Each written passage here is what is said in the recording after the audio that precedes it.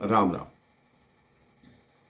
जैसा कि मैं पिछले प्रसंग में बता रहा था, प्रभु श्री राम, माँ जानकी एवं लक्ष्मण जी निषाद राजगु और भारद्वाज ऋषि के 4 शिष्यों के साथ वाल्मीकि आश्रम से निकले। उन्होंने बताया कि अगर आप मेरी प्रशंसा के लिए मुझसे ही पूछना चाहते हैं तो जाके चित्रकूट में निवास करें, क्योंकि वहाँ बहुत सारे संतों का समागम रहता है। सारे संत वहाँ भक्ति में डूबे रहते हैं और बहुत ही एक तरह की वो देवस्थली है। राम जी ने ऋषि वाल्मीकि का कहना मानकर मंदाकिनी नदी के किनारे जाकर देखा। बड़ा ही रमणीक स्थान था और उन्होंने वहाँ निषाद राज गुह से कहा कि आप बताएं ये स्थान कैसा रहेगा। निषाद राज ने कहा बहुत अच्छा स्थान रहेगा। सब ने मिलकर एक पर्णकुटी तैयार कर दी। संत समाज आया। संत समाज प्रसन्न था कि प्रभु यहाँ आकर निवास कर रहे हैं। अब निषाद राजगुरु से कहा कि महाराज, अब आप लौट जाइए। आपने वचन दिया था कि हमारे लिए जब पर्णकुटी रहने की व्यवस्था हो जाएगी तो आप लौट जाएंगे। भारी मन से निषाद राजगुरु लौट गए। भारद्वाज ऋषि के जो 4 शिष्य साथ आए थे वो भी प्रणाम करके वापस लौट गए। निषाद राजगुरु जब श्रृंगवेरपुर में वापस आते हैं, मेरे भाई बहन, देखते हैं सुमंत जी को जहां छोड़कर गए थे वहीं बैठे। घोड़ों ने इतने दिन से पानी तक नहीं पिया, घास तक नहीं खाई।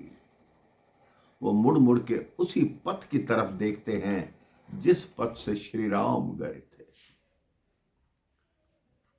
निषाद राज आके सुमंत जी से पूछते हैं, आप वापस लौट कर नहीं गए?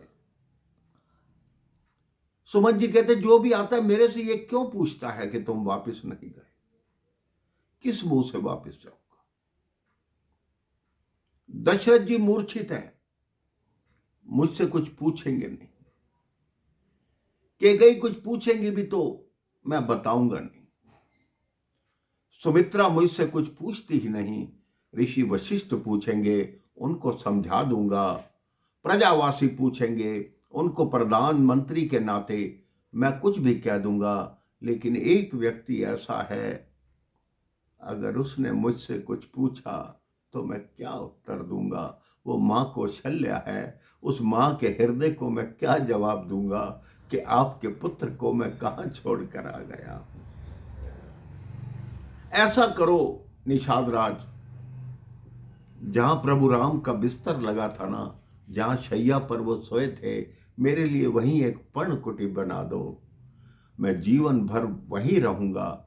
जब मेरे प्राण निकल जाएं तो मुझे गंगा में प्रवाहित कर देना, लेकिन मैं अपना ये कलंकित और काला मुख लेकर अयोध्या में वापस नहीं लौट सकता। मैं नहीं दे सकता प्रश्नों के उत्तर। आप विद्वान हो, निषाद राज ने कहा, जाके प्रजा को समझाओ। उनको जबरदस्ती रथ में बिठाया गया। भीलों को साथ उनके भेजा गया कि इनको अयोध्या की सीमा के भीतर छोड़कर आओ। एक वृक्ष के नीचे आकर रुके। लोग बेसुध हैं, शून्य हैं। उन्होंने कहा, मैंने अपने जीवन में बहुत कुछ देखा, रोशनी बहुत देखी, पर आज अंधकार देख रहा हूं। क्या उत्तर दूंगा? राम वियोग में मेरे प्राण चले जाते तो मेरा भी नाम अमर हो जाता, लेकिन मेरे प्राण भी नहीं निकले। अब सुमन जी सोचते, मैं ऐसे समय अयोध्या में प्रवेश करूं कि प्रजावासी सो रहे हो, रात्रि के समय प्रवेश करो। अंधकार में अवध में प्रवेश किया, रथ से उतर गए और धीरे धीरे रथ को आगे ले जाने लगे कि कहीं कोई उठ ना जाए और मुझसे कोई कुछ पूछ ना ले। हालांकि उनका कोई दोष नहीं था मेरे भाई बहन, लेकिन उनके मन में यह ग्लानि थी कि मैं प्रभु श्री राम, लक्ष्मण और जानकी को वापस क्यों नहीं ला पाया। जब महाराज ने मुझे आज्ञा दी तो मुझे उनकी आज्ञा का पालन करना चाहिए था। इसके पश्चात जब सुमन जी दशरथ जी से मिले तो क्या बात हुई, क्या वार्ता हुई, इस संदर्भ में मैं आपको अगले प्रसंग में बताऊंगा। राम राम, जय श्री राम।